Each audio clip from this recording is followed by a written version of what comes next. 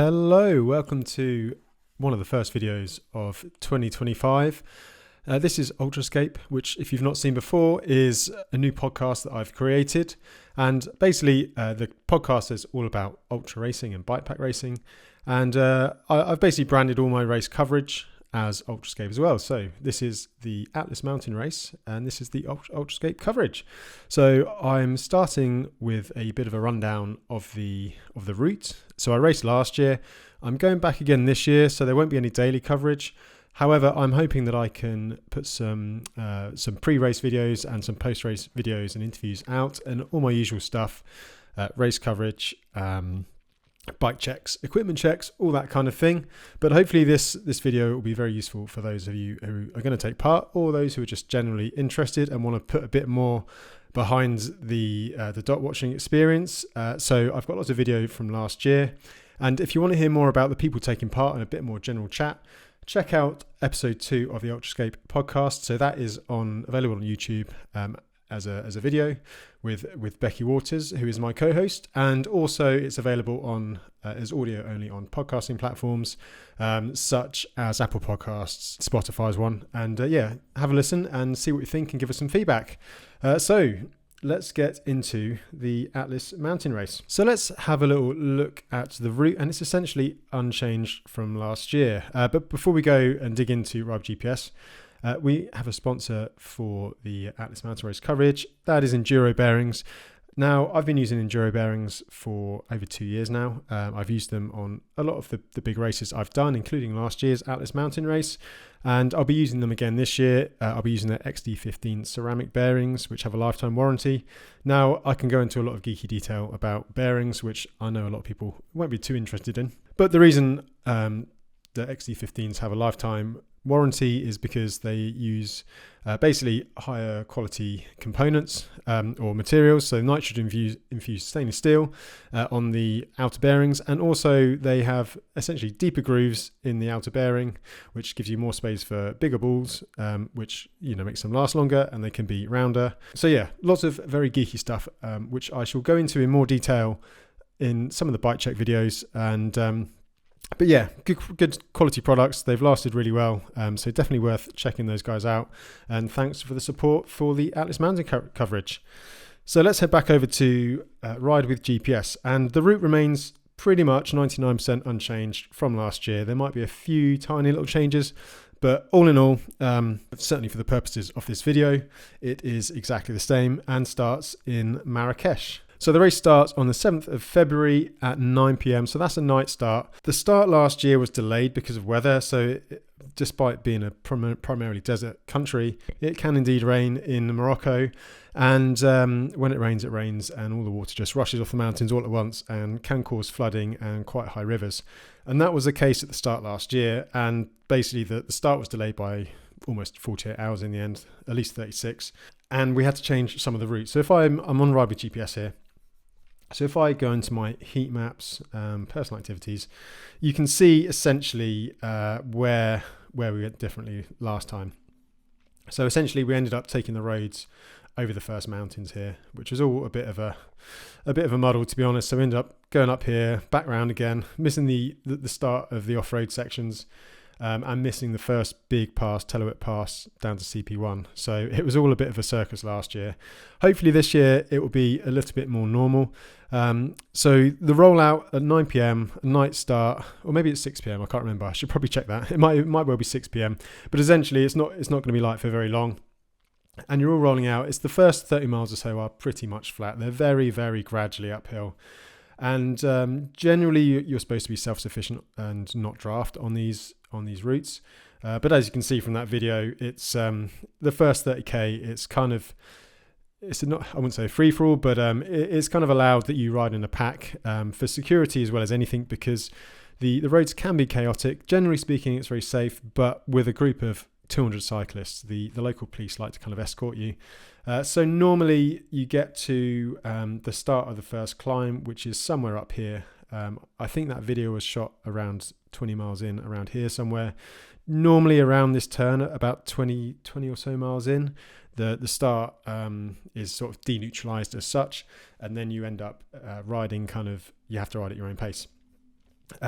So the first part here, the first off-road climb, was taken out last year. You go through some salt flats, which would have been an absolute bog.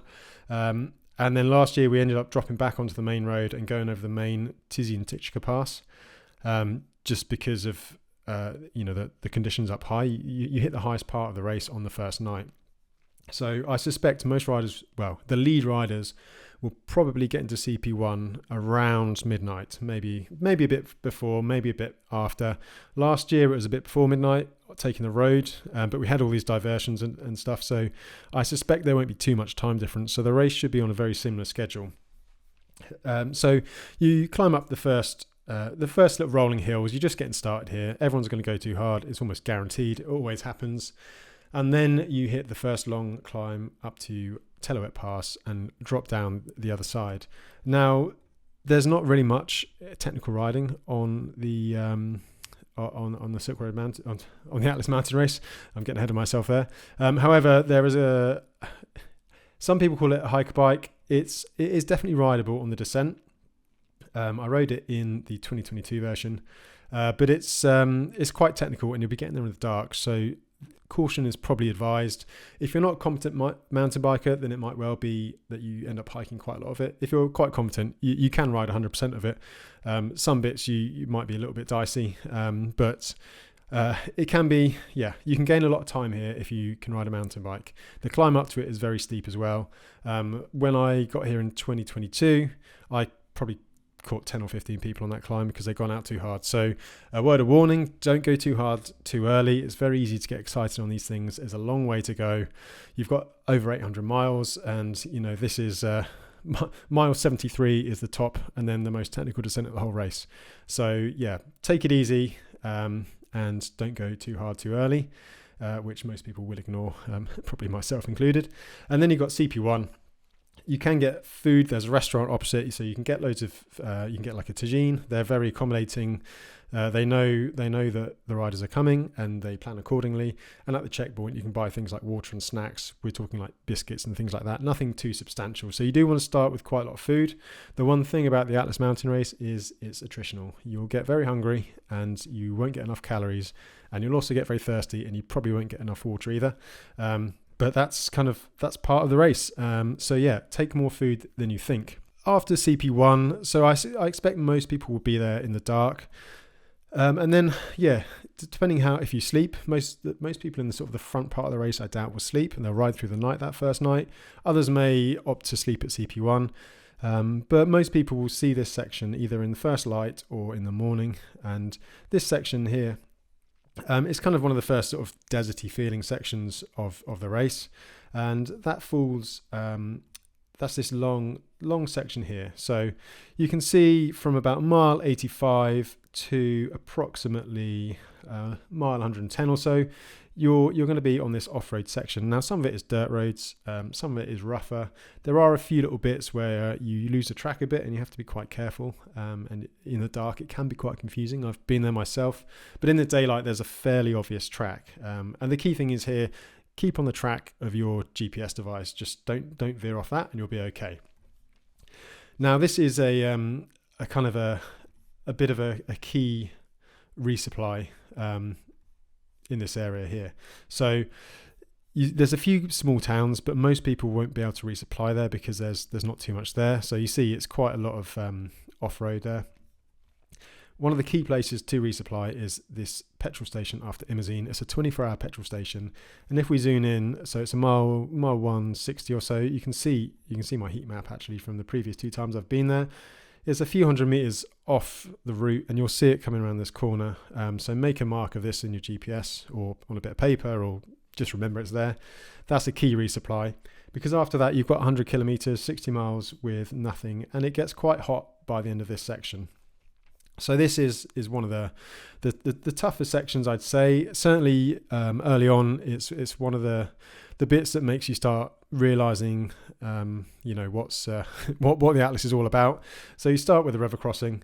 You can see here it's a bit muddy on the banks. This was after rainfall, so it had been quite high. In 2022, this race was actually probably twice the width of this video, and it was knee depth to walk across, and the race got delayed because of the river. This one it's just about halfway up my shin. Some people stopped and took their shoes off. To be honest, I just wouldn't bother because you're about to go through the hottest part of the whole route, and your feet are going to dry pretty quickly. But as you can see, you just have to walk across, and then on the other bank is the start of the most remote section. You don't want to be filling up water in this particular place. As you can see, it is quite muddy, and then we head into the remote section. So this is how it starts, kind of fairly well graded, but you can feel, we see from the videos, it's starting to get a bit more deserty. So this is Thomas Bouret. He was actually third last year. And you can kind of see the landscape we're going through, and eventually you're going to climb up and over this ridge. So there's a fairly hard climb. You just need to make sure you take lots of water. So that gas station, you want to be taking 3 or 4 litres of water minimum, maybe even more if you think you're going to be slower. I did it on 3 litres last year, and I pretty much ran out by the end of the section, and it got a bit desperate. So I'll be definitely taking more this year. But you do, as a reward for the hard work, you do get one of the coolest descents down this gorge road. It's pretty incredible. So you can kind of see the landscape opening up ahead of you. You're getting towards the Anti-Atlas Mountains now. And basically it's a fairly well driven track. Most of the tracks in Atlas you can drive with a 4x4. And you can see this is pretty smooth, generally speaking. And you've got this big drop off to your right hand side, and it's definitely one you want to do in the daylight. Well, certainly from a views point of view, it probably would make more sense to do this section in the dark when it was cooler, but from the views it's pretty amazing, and you can see the landscape just keeps opening up and up before you. And then once you drop down off of that section, your first resupply is going to be Afra. Now this town is ever so slightly off route, so you can see the road drops off here. It's about half a K. You can see the town, and a lot of people do end up stopping there. Some people stop the night, but generally speaking, the first restaurant in the town does a very good trade in omelettes and tagines on that first day. So this town here, so it is Tignosa. And 8 Suan. There is somewhere you can stay here. There's a bit of a hotel. There are some resupplies, but everything tends to shut about 10 p.m. So last year I ended up not being able to resupply there, and I ended up sleeping out here somewhere in this sort of desert section. Other people stayed in town and they caught me in the morning, so it's probably worth sleeping in that town if you get to 10, 11 p.m. But this section, it's not too bad. Again, it can be quite confusing at night, so you just have to really concentrate and see where you're going. But you do know that in the morning you're going to go to Tazgnat, which is one of the biggest towns on the route. So Tazgnat, I mean, if you can push through that section, you should be able to find accommodation in Tazgnat. But there's definitely lots of shops. I've been through it in the dead of night, and you can't resupply anywhere. I also went through it first thing in the morning last year, and again, it wasn't too much open, but there was something open. But there's always this town here in Tassofi, and I found quite a good resupply there. So somewhere along this road, you will get some resupply. And this is the main N10. So it's the main route that goes along the back of the mountains. I've got a video of it here, which I can show you. And you can see the kind of thing. So it was just after dawn or first light. Big wide empty road, and it's quite a nice smooth fast road, and a bit of a respite after the rough terrain you would have been riding previously to that. You've got another off-road section there, and basically there's a lot of road sections connected by bigger climbs. So if you look at the profile, you can see there's another dragging off-road climb here, and then the drop down to CP2. Now it's a pretty cool descent. I've got a video there somewhere. So you can see, again, very similar to the gorge road, not quite as spectacular, but again, relatively smooth for off-road riding, nothing too technical. And you know that there's going to be some resupply and some food at the bottom. So if you're running low on water here, you've just got to basically, you could freewheel pretty much to the checkpoint, and you know you're going to be okay. Once you get to CP2, you can see the kind of place you're looking at. It's a bit of a riad. So you've got all the resupply there, water, Coke, biscuits, things like that. You could buy sandwiches last year. Not sure if I have that again this year. You can also get tagines. So I sat here, had a tagine. It was basically the first real meal of the race. So, I needed to get the energy stores up. So this would have been Probably 48 hours into the race by this point, and yeah, so definitely hungry. And in Atlas, you need to take every kind of opportunity to eat when you can, because there's not many options, and quite often it's only an omelette or something in the smaller towns, which there's not exactly very calorie dense. This next section here, it's not too bad. Yeah, it's fairly slow, but you do need to have quite a big resupply. The next realistic resupply is going to be, well, CP2, this long desert section is really realistically going to be over here somewhere. So that's the old colonial road. There's a small town at the end of this road here. I think it's this one here, ibbett, I think it is. And you can see here there are some shops. You can see my little my heat map where I went to a shop last time. You do have to drop off route. That's going to be your first realistic resupply after CP2. There's not much on this long desert road here. Again, it's not particularly taxing, the desert road, but you know, you can get kind of caught out if you're not careful. There's just nothing there. This is the proper, you know, the stereotypical Moroccan landscape. It's really cool. And there's a few little climbs there. It can be quite windy. It could be a tailwind, could be a headwind, could be, you know, 30, 35 degrees by this point, depending on the time of day you hit it.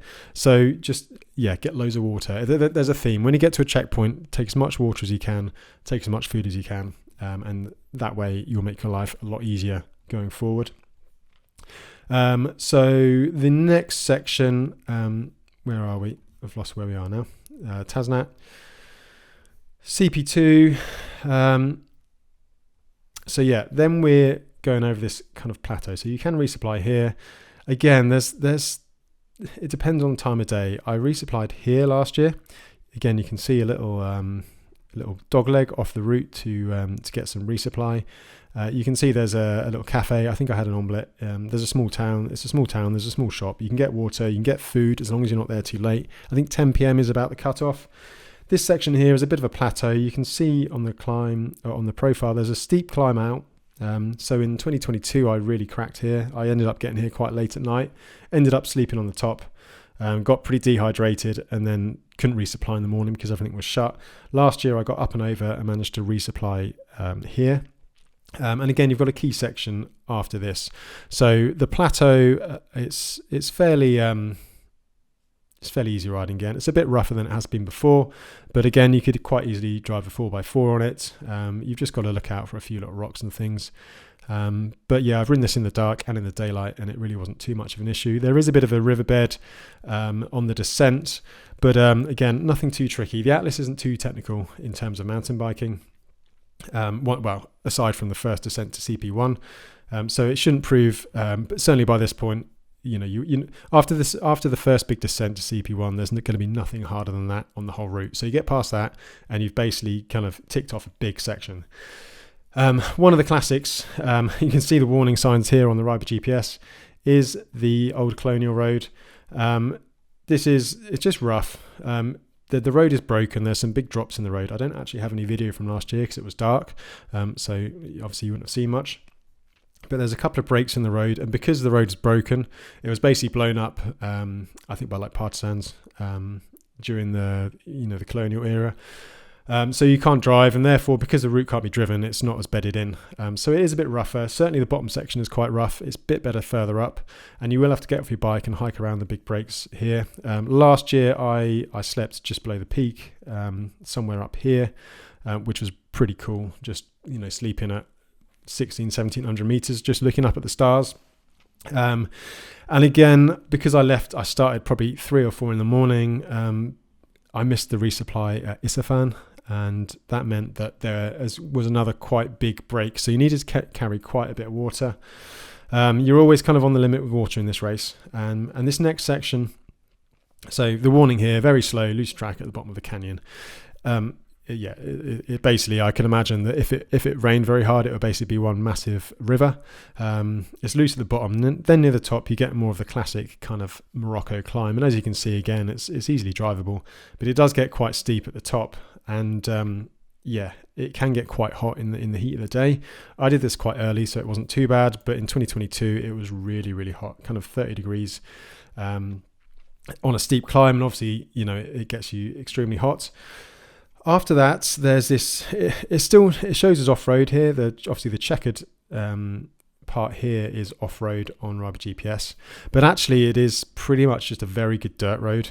It's almost as smooth as tarmac, and you can see it's well driven. You'll see quite a lot of traffic on it, but again, there's just not much in the way of resupply. There's a few short climbs and a few very fast descents, but it's easy enough. But you just got to, again, the theme of this talk is take enough water, otherwise you will regret it. I got caught out here in 2022.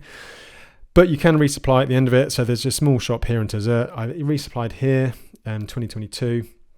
And there's a few other small shops along here as well. So once you get back to the tarmac, you will find some resupply. There's a bit of a climb up here. There's a few cafes and things. You're starting to get a little bit more touristy. And then you get to Tower Foot, which is CP3 down here. Now, CP3 is just amazing. It's probably like the best checkpoint on the whole race. There's good food, providing you're in opening hours, so again until about 10 o'clock really, and starting again about 6 or 7. You can get good meals, you can get a shower. It's a hotel, so you can stay there. The town is built around tourism, or certainly it does a lot of tourism, so there's good shops. So yeah, you need to really resupply at CP3. Get the energy in there. There's still a lot of riding to do, so get a big meal, take some sandwiches to go, take 4 or 5 sandwiches to go with you. And that will sort of see you through the next 12 hours or so. But you do see some bigger towns slightly more regularly from this point on. You've certainly, you've almost, I wouldn't say you've broken the back of it, because there's some really hard climbing late on, but you're making progress by this point. And if you time it right, you'll get a dreamy descent at the golden hour. So this is, there's a long climb on the road after CP3, which I did probably late afternoon last year. And then this lovely descent, and this is one of those really enjoyable moments on the race, and you just look around and you see the mountains, and you see it's warm, you're in shorts and t-shirt coming from Northern European winter. It's really nice, low sun. It doesn't get much better than that. And then of course it gets dark, and then you've got another 12 hours of almost 12 hours of darkness. There are a few shops after that descent. So you can see that on the profile here, the climbs up here, a few small towns, a few small shops along the way, and yeah, it's one of the kind of the nicer sections of the route, and certainly easy miles for an hour or so at least anyway. So the next section, it's a little bit draggy, bit of on-road, bit of off-road. And you'll end up kind of getting to this town here. So there are some steep climbs in this section. There is the fabled mule track, which will be a very short hiker bike. I won't spoil all the surprises. I'm sure you'll find it at some point. And then you've got this town here. This town is 8. I can't remember the name of it. I can't quite see either. But 8 Bahar. So there's plenty of resupply there. There's hotels there. And also, as I discovered last year, if you go through in the middle of the night or early in the morning, there is actually a coin-operated coffee machine. So I met Adrian Lechty here. And you can get coffee. This was about probably 3 in the morning. So you take a few coins at this point, and you'll be pretty grateful to get a coffee. And then you've got another kind of the more key sections. So if I just turn on the Google terrain, you can see that there's essentially the Anti-Atlas, which is the southern mountain range here, and then the main Atlas range at the top. So you cross the main Atlas, cross the kind of the basin in the middle, then ride through the Anti-Atlas, and then you cross back across this basin here. And this section here is quite sandy. It's not quite full on desert, but it's just quite. It's not too bad, but it is definitely, most definitely soft sand. It's fully rideable. I rode all of it last year. You're talking maybe half an hour if you keep rolling quite smoothly. If you're not so confident on sand, it could be quite a long walk, but you can see it's fairly well driven. So if you sit back on your saddle, don't sort of put too much weight on the front and just roll the gear over. You can get over it without too much hassle. I think maybe I put my foot down once, just while I got in a rut. So it's not too bad. So yeah, you've just got to roll through it, and it should be fine. It's a nice flat section, but obviously your average speed is going to be a bit lower because of the nature of riding on sand. But once you get there, you've got a series of towns that you can resupply at. So resupply in this area is fairly good. I think where did I stop? I think this town here, one of these two towns here, basically there's small shops, you can get biscuits, you can probably get bread, things like that. So you can get a fairly good resupply. And as always, you need to get as much as you can, because the next section is pretty brutal. This is the section that can really, put the final nail in the coffin. You think you're nearly done. There's 150 miles left, but it is an absolute brute of 150 miles. So you've really got to get some energy, maybe stop for a meal if you've got time. And this resupply here, you want to be filling up here with water, because this section was very hot. This is shown as off-road, but I think last year it felt like it had been recently tarmacked. For this year, I imagine that there's a few sections which were dirt road. Maybe a few more have been sort of tarmacked this time. It's hard to tell. It does change quite a lot. But basically the climb, you've got a couple of really fairly substantially long and steep climbs. So you're climbing out from the valley. You can see in the background of the town where you've come from. And you can see the surface is quite rough. And you're just climbing probably for a good half hour at least, probably more, maybe even closer to an hour. And then across the top, you've got a bit of a dirt road descent. So you can see the climb in the distance there, the hairpins, it's not very well driven, so it's a bit rougher, a bit more washed out. You do have to be careful, but it's nothing too much to worry about. So yeah, I really enjoy this descent actually. So yeah, but again, just take plenty of water, because there's not much here. There's probably 2 resupplies between here and the finish. So you need to really 4 or 5 litres minimal to get you through that without dehydrating. So this is the little descent, and then you've got, where's the Stelvio, this section here. So this is the Stelvio climb. Again, this is shown as dirt road, but it's actually been tarmacked. And you've got this restaurant here. So this is a bit of a secret oasis. You drop down here. These climbs here are absolutely savage. They don't look like much in the grand scheme of things, but they're definitely one of the hardest parts of the race. If you do it in the heat of the day like I did last year, you're talking 30 degrees, you're talking sort of 10% average climbs, 3 or 4 of them in a row on loose, rough surfaces. They literally just laid the surface when I was there. So there's loose gravel all over it. And then this is basically where I started to fall apart before the finish last year. Let's see if the Google Man works. Oh, he does. So there's a series of small little... Where are we going here? You're in this gorge. It's a bit touristy. But touristy in Morocco means there's normally some kind of sort of resupply. Let's see if we can find it. No, not very easily. But you can get a tagine. You can get the basics. Or you can just basically see in the background there. That's like a row of kind of basically small shacks that do food.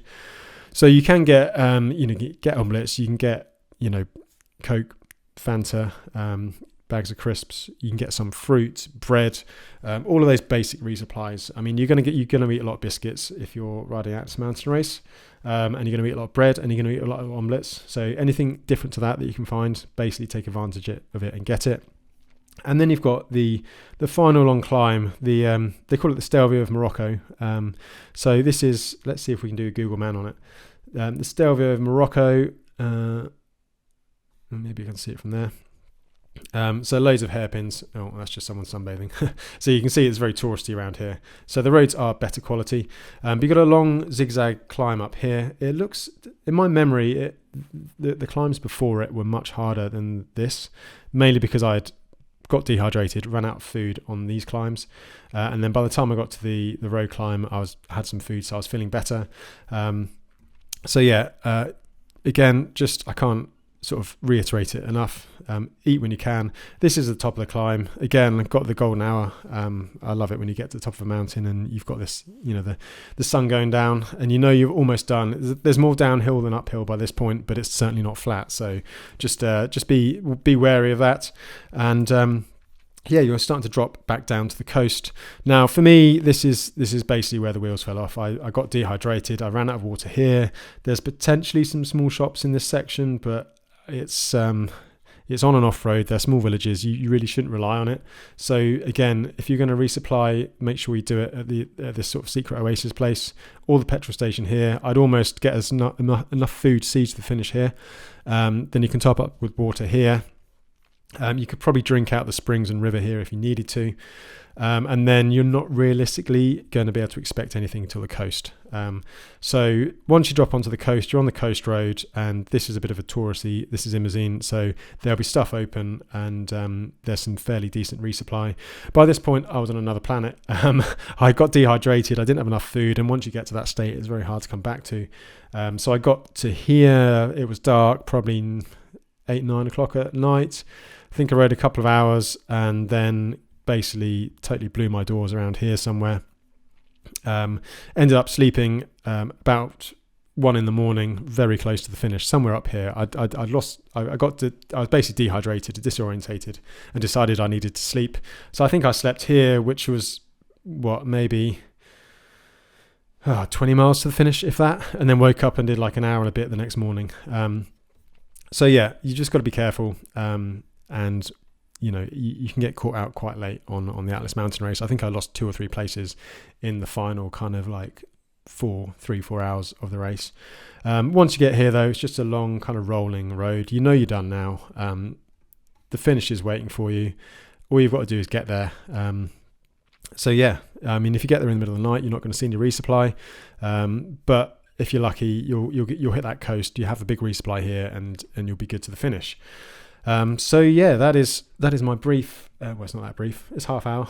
That's my overview of the Atlas Mountain Race. I hope that was useful. If you're watching this, then please do check out the Ultrascape podcast. We'll talk about some of the favourites and a bit of general chat, and some talk about the wider bikepacking scene. And hopefully I'll have a couple of videos before the race while I'm on the ground in Marrakesh, and there'll definitely be videos afterwards. So yeah, subscribe if you like all this stuff, and I'll see you in the next one. Thanks for watching.